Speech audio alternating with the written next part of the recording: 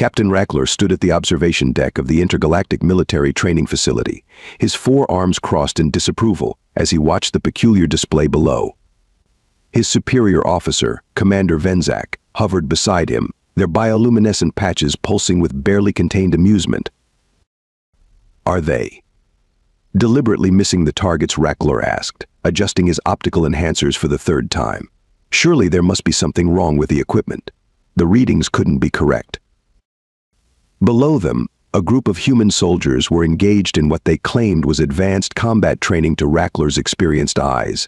It looked more like a group of untrained younglings playing with high-powered weapons. According to their instructor, they're executing something called calculated trajectory training, Commander Venzak said, consulting their datapad. The commander's throat sacs vibrated with suppressed laughter. "Though I must say, I've never seen calculated involve so many missed shots."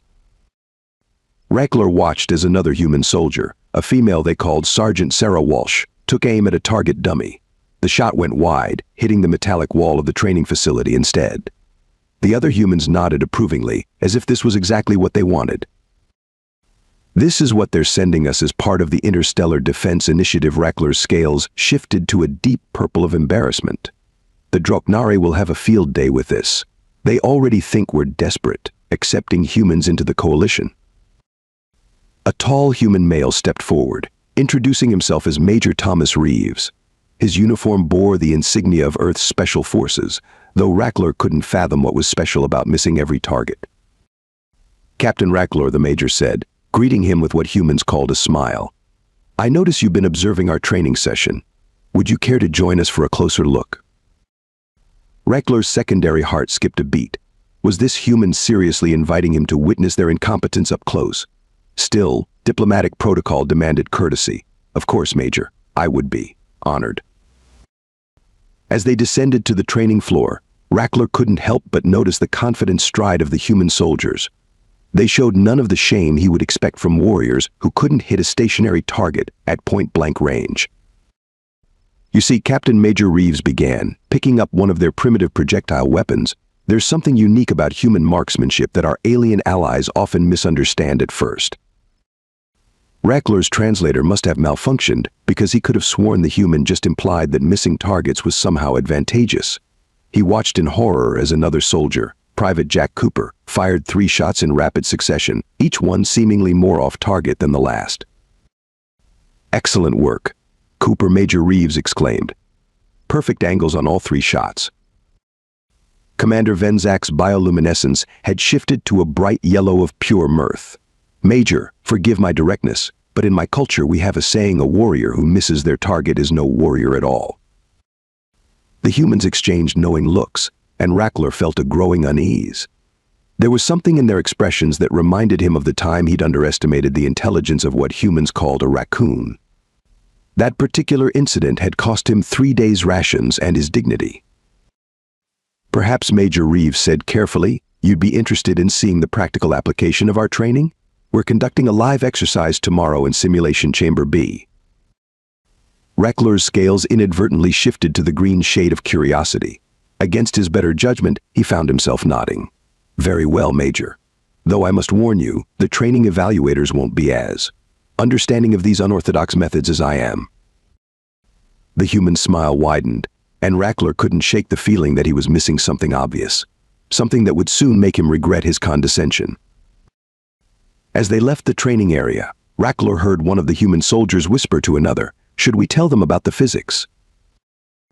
"Nah," came the reply, accompanied by what humans called a chuckle. "It's more fun this way." The next morning, Rackler arrived at Simulation Chamber B with a team of senior military observers. Among them was General Zith Tal, whose reputation for tactical brilliance was matched only by his intolerance for wasted time.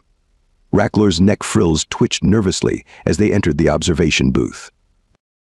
"I trust this will be worth my attention," Captain General Zith Tal rumbled, his armored plates clicking as he settled into position. Before Rackler could respond, a new human entered the chamber below. She carried herself with unmistakable authority, her dark skin contrasting sharply with her pristine white instructor's uniform. "Good morning, gentlemen," she announced, her voice carrying clearly through the communication system. "I'm Major Amanda Blackwood, head of advanced combat technologies at the Earth Special Forces. Today's demonstration will challenge everything you think you know about tactical warfare. General Zith Tal's secondary eyes narrowed. Bold words from a species that hasn't mastered basic target practice. Major Blackwood's smile reminded Rackler of a Nexian hunting cat. If you'll direct your attention to the chamber setup, you'll notice we've arranged various surfaces at seemingly random angles. These represent typical urban combat environments. The simulation chamber had indeed been transformed. Metallic panels, concrete barriers, and reinforced glass surfaces created a maze-like structure. Holographic enemies appeared at various points, their positions marked in red. First, let's observe traditional alien combat techniques Major Blackwood suggested. Would one of your soldiers care to demonstrate? Lieutenant Krasnil, an elite sharpshooter, stepped forward. With practiced precision, he eliminated 5 targets in quick succession, each shot striking dead center. Excellent marksmanship, Major Blackwood acknowledged. Now, watch this. Lieutenant Harrison, if you would. A human soldier moved into position. What happened next made Rackler question his sanity. Harrison fired at the wall to his left. The projectile bounced off at a precise angle, striking a target behind a barrier. Without pausing, he fired at the floor, the ceiling, and various surfaces. Each shot seemed to defy logic, yet somehow found its mark. Impossible, General Zith Tal breathed, all 4 eyes wide. Major Blackwood continued, Sergeant Walsh, demonstrate the multi-bounce technique. Sarah Walsh stepped forward, her movements deliberate. She fired 3 shots in rapid succession. The first ricocheted off 2 surfaces before eliminating a target. The second seemed to dance between 4 different points before finding its mark. The third. Rackler lost track after the 6th bounce. This has to be some sort of trick, Commander Venzak protested. No species can calculate such complex trajectories in real time. On the contrary, Major Blackwood replied, humans have been calculating ricochets since we first started skipping stones across water. We've simply refined it into an art form. The demonstration continued. Each human soldier showcased increasingly complex shots. They fired around corners, through narrow gaps, and even managed to hit targets that seemed completely inaccessible from their positions. Rackler noticed patterns emerging. The humans weren't just shooting randomly, they were using the environment itself as a weapon. Every surface, every angle was a potential tool. His tactical mind began to grasp the implications, and they were terrifying. Private Cooper, show them the cascade effect, Major Blackwood commanded. Cooper grinned and fired a single shot at what appeared to be a random point on the ceiling. The projectile began a complex series of rebounds, triggering a chain reaction that eliminated an entire group of targets in sequence. By the first sun, General Zith Tal muttered, they're not missing at all. They're playing geometry with live ammunition. Major Blackwood's expression turned serious. When we first joined the coalition, many species mocked our primitive projectile weapons, asked why we hadn't adopted energy-based systems exclusively. This is why.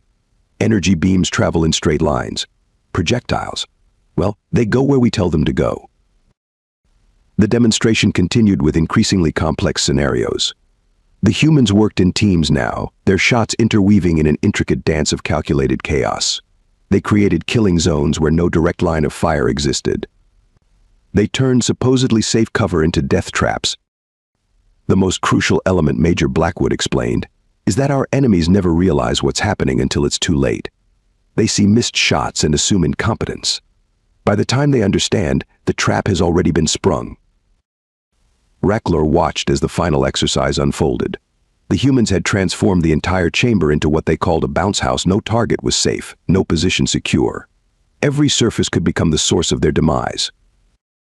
Still think we can't shoot straight? Major Blackwood asked, her tone playful but her eyes sharp. General Zith Tal's color had shifted to the deep blue of profound respect. Captain Rackler, update the combat doctrine immediately, and schedule joint training sessions with the human instructors. It seems we have much to learn about, missing our targets. As they filed out of the observation booth, Rackler heard one of the human soldiers humming something.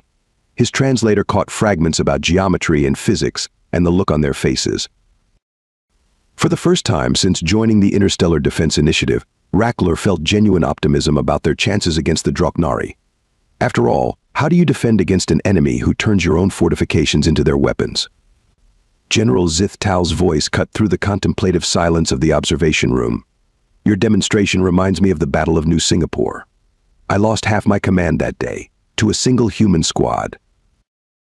The assembled aliens turned to their general, sensing a rare moment of vulnerability. Even Major Blackwood paused, her expression softening with recognition. "Ah, the 44th Recon Division," she said quietly. "Lieutenant Harrison's first command." The very same Zithtal confirmed, his scales shifting to the muted gray of painful remembrance. Perhaps our guests should hear what happened. It might help them understand why today's demonstration struck such a chord. 6 months earlier, New Singapore spaceport. The Draknari invasion had caught the coalition completely off guard. General Zithtal's forces held the main defensive line at the spaceport, a massive structure of interconnected terminals and hangars. Their energy weapons created perfect firing lanes, each shot precise and lethal. Status report, Zithtal demanded, watching the battle unfold through his tactical display. "Enemy forces contained in Terminal 3, sir," his adjutant reported. "They're pinned down by our superior positioning. No way out." That's when the first strange reports started coming in. "Sir, Squad 6 reports casualties, but they can't spot the enemy. Squadron 9 is under fire from impossible angles. Team 3 swears they're being shot at through solid walls."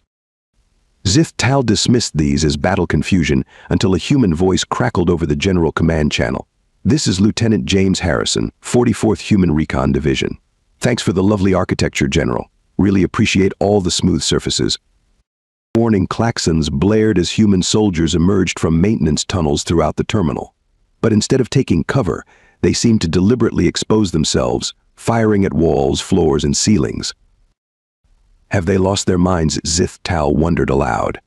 Then he saw it. A single human round struck a curved wall panel, ricocheted at a precise angle, hit a support beam, and caught one of his best snipers in the side, bypassing their carefully positioned shield generator.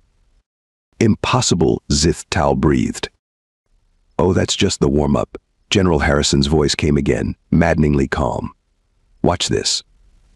3 humans broke cover simultaneously. Their shots seemed wild, random, a desperate spray of ammunition. But each bullet found its way through the maze of architecture, creating a web of deadly trajectories. "Squad 2, adjust position 60 degrees left," Zithtal ordered, trying to counter this bizarre attack strategy. "That's exactly what I hoped you'd do," Harrison's voice held a note of triumph. The movement placed Squad 2 directly in the path of dozens of pre-calculated ricochet points. The casualties were immediate and devastating. "You see," General Harrison explained as his team continued their seemingly chaotic assault, "humans spent centuries building cities out of materials that deflect projectiles. We learned to turn our greatest weakness into our greatest strength." Zithtal watched in horror as his carefully positioned defense crumbled. Every time his forces adjusted to counter the unpredictable shots, they walked into another carefully laid trap. The humans had turned the entire terminal into a giant killing maze. "Fall back to secondary positions," Zithtal ordered. "Secondary positions," Harrison chuckled. "You mean the ones with all the nice polished marble columns? We've been bouncing shots off those for the last 10 minutes. Your troops just haven't found the bodies yet." A particularly spectacular series of shots demonstrated Harrison's point. A single round bounced between 6 different surfaces before finding its mark, each ricochet precisely calculated to bypass shield generators calibrated for direct fire. "Sir," his adjutant's voice shook. "We're getting reports of similar attacks across all sectors. The humans, they're using maintenance diagrams to calculate reflection points. They've memorized the entire architectural layout." Zithtal realized the truth too late. Every surface in the spaceport, every piece of cover, every defensive position his forces had chosen, they had all become part of an elaborate trap. The humans hadn't been missing their targets during the early stages of the battle. They had been mapping out trajectories, preparing for this moment. "Lieutenant Harrison," Zithtal broadcast on all frequencies, "I am calling a tactical retreat. You have won this day. Appreciated, General. And don't feel too bad. Everyone underestimates the physics nerds until it's too late. As Zithtal ordered the withdrawal, he caught glimpses of the human soldiers gathering their equipment. They moved with practiced precision, each one carrying not just weapons and ammo, but also detailed architectural diagrams and what appeared to be complex mathematical calculation devices. One last thing, General Harrison added as Zithtal's forces pulled back. You might want to warn your superiors. Those fancy new curved hull designs on your capital ships? They're basically giant shooting galleries for anyone who understands geometric progression. Back in the present, General Zithtal's scales had shifted to the deep purple of humility. That battle changed our entire approach to combat doctrine. We had to redesign our defensive positions, our ship architectures, even our basic training principles. Major Blackwood nodded. Lieutenant Harrison now teaches at our advanced combat school. His first lesson always starts the same way: the shortest distance between 2 points is a straight line. But the deadliest distance? That's a matter of geometry. The alien observers sat in stunned silence, their earlier skepticism completely erased. They had just witnessed the same principles that had decimated Zithtal's forces, but in a controlled environment. The implications were staggering. Perhaps Rackler suggested, his voice humble, we should discuss incorporating some straight walls into our next ship design. The humans tried, and failed, to hide their grins. Major Blackwood gestured to the holographic display filling the center of the briefing room. Now that you've seen our practical application, let's talk about the science behind it. The alien observers leaned forward, their earlier dismissiveness replaced by intense curiosity. Captain Rackler noticed several of them had already begun recording the session. Computer, initialize combat mathematics protocol Alpha, Blackwood commanded. The hologram shifted, showing a complex three-dimensional grid overlaid with trajectory lines and impact points. Humans have been practicing indirect fire since we first invented the sling, she explained, bringing up historical images. Our ancestors learned to curve stones around obstacles to hunt prey. We developed geometry not just for building but for warfare. General Zithtal's secondary eyes blinked rapidly as he processed this information. But the calculations required for your ricochets, they're impossibly complex. Blackwood smiled. That's where you're wrong, General. Sergeant Walsh, would you demonstrate basic spatial mapping? Sarah Walsh stepped forward, drawing her sidearm with practiced ease. The training room's walls suddenly lit up with a web of intersecting lines, each one representing a potential ricochet point. The human brain, Walsh explained, naturally calculates trajectories. Every time you catch a ball, your mind performs complex differential equations without you even realizing it. We simply refined this instinct. She fired 3 rapid shots at seemingly random points. The bullets traced glowing paths through the air, bouncing exactly where the holographic lines predicted, striking 3 targets simultaneously. Impossible, whispered Commander Venzak. Your species can't have evolved this capability naturally. Ever watch a human child skip stones across water? Blackwood asked. Or bounce a ball off multiple surfaces? We're natural geometers. We see angles everywhere. Private Cooper stepped up next, carrying what looked like a primitive paper notebook. Permission to show them my calculations, Major. Proceed. Cooper opened the notebook, revealing pages of hand-drawn diagrams and mathematical formulas. The aliens crowded around, their translator implants working overtime to convert the human mathematics into something they could understand. These are my practice notes, Cooper explained. Every surface has a coefficient of reflection. Every material has its own properties. We learn to feel them, to understand how they'll affect the trajectory. Rackler picked up the notebook with trembling hands. These calculations, they account for air resistance, material density, even thermal expansion of the surfaces. Of course, Cooper grinned. Can't have our shots going wild because a metal panel heated up in the sun, can we? Major Blackwood brought up another hologram, this one showing the interior of a standard Draknari warship. Notice anything interesting about their architecture? General Zithtal's scales paled. Everything curves. Every surface is. By the first sun, we designed our ships to be perfect ricochet chambers. Exactly, Blackwood confirmed. Your species values elegant curves and smooth surfaces. You've effectively built massive echo chambers for our bullets. The demonstration continued as human soldiers showcased increasingly complex shots. They introduced variables like moving targets, multiple ricochets, and synchronized team firing patterns. "Watch this," Private Cooper said, stepping into a new simulation. He fired a single shot that bounced off 7 different surfaces before splitting a holographic target's shield generator with surgical precision. That shot, he explained, used the Fibonacci sequence to maintain optimal velocity through each bounce. The golden ratio is surprisingly useful in combat mathematics. Commander Venzak's bioluminescent patches were pulsing with excitement. "Your species uses mathematics as a weapon." "We use everything as a weapon," Major Blackwood corrected. "Mathematics is just one tool in our arsenal. The real key is our spatial awareness."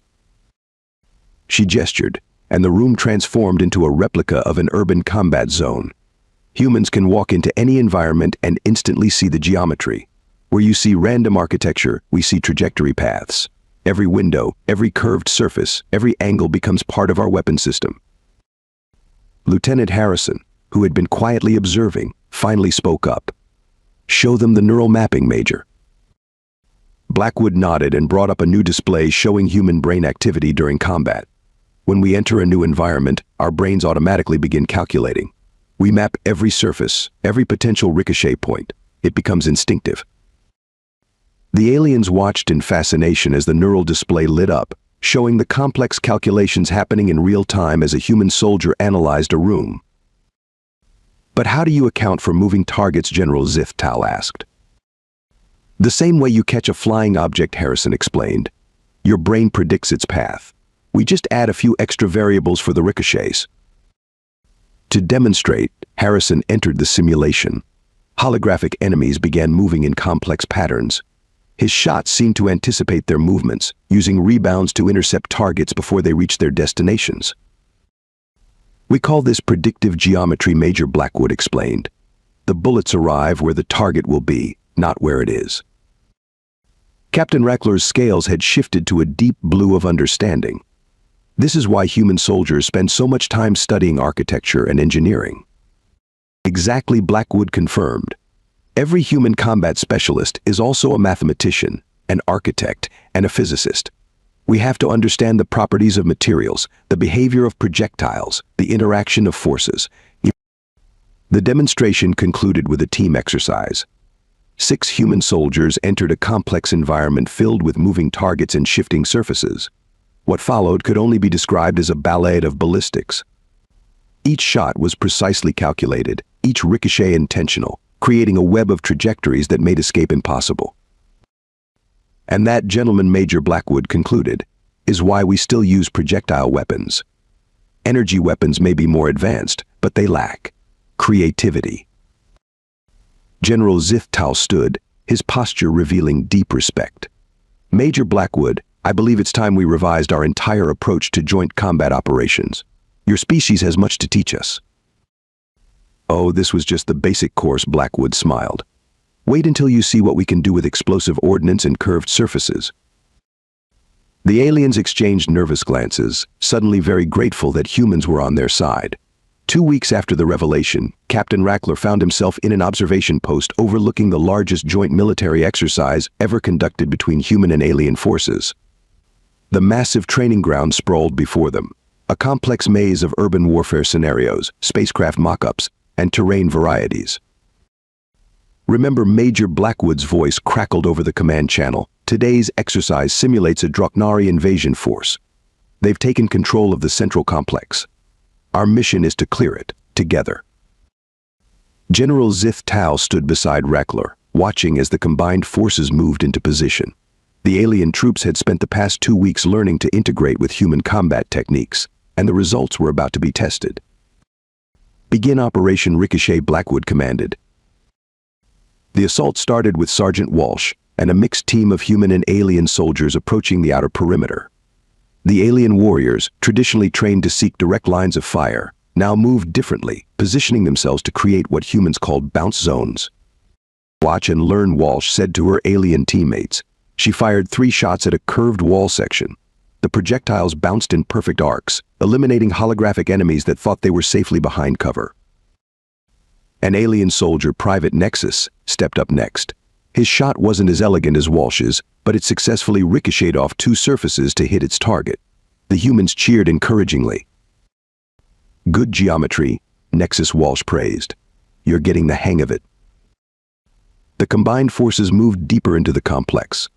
Lieutenant Harrison led another team through what appeared to be a dead-end corridor. The holographic Droknari had them pinned down with heavy fire. "Remember what we practiced," Harrison called out. 3, 2, 1. Bounce party. The corridor erupted in a synchronized display of calculated chaos. Human and alien soldiers fired simultaneously, their shots creating an interlocking web of ricochets. Not a single round traveled in a straight line, yet each found its mark with devastating precision.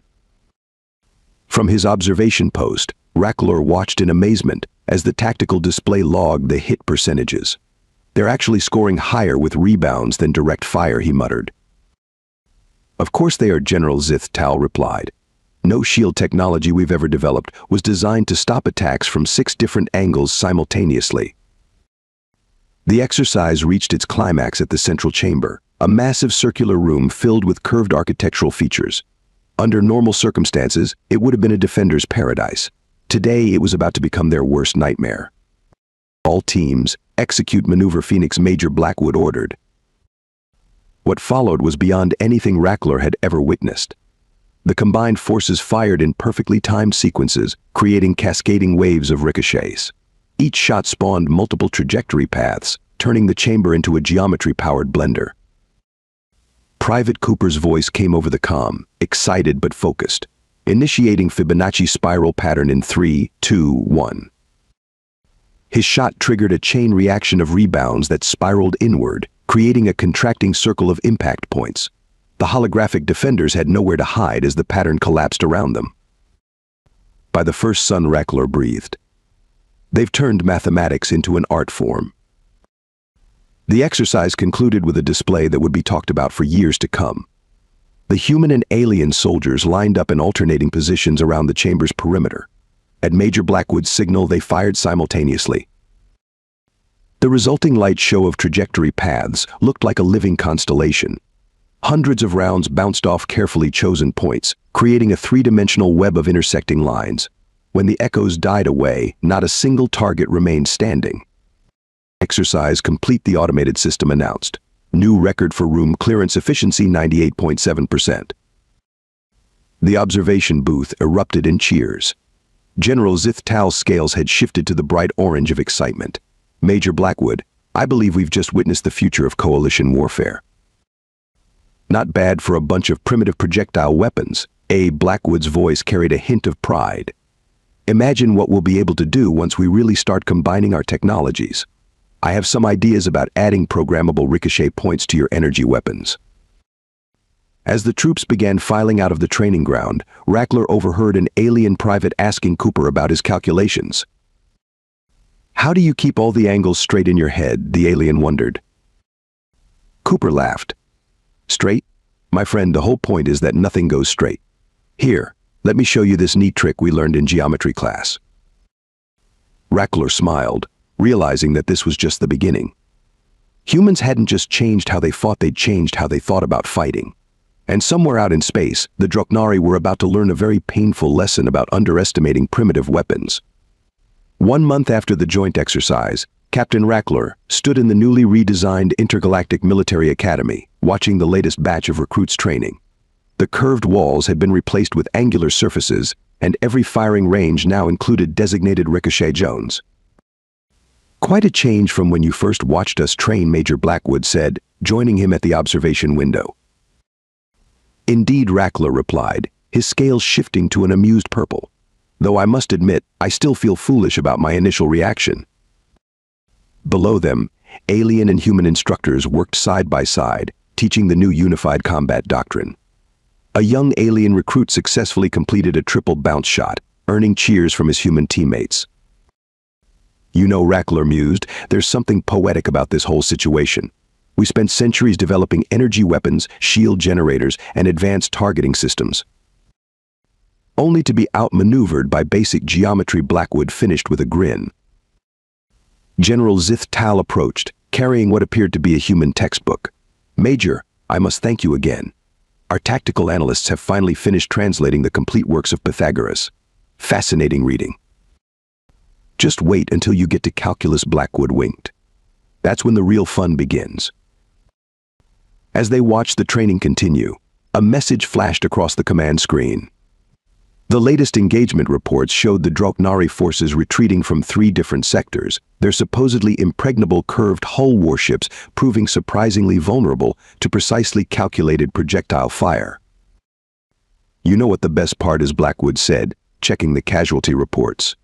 They still think we're missing. Rackler's scales rippled with laughter. Perhaps we should send them a geometry textbook. Nah, Blackwood replied, watching another recruit master a complex ricochet pattern. Some lessons are better learned the hard way. And somewhere in the facility, echoing through the newly angled corridors, came the sound of humans and aliens together, calculating trajectories and proving that sometimes the best path to victory isn't a straight line at all.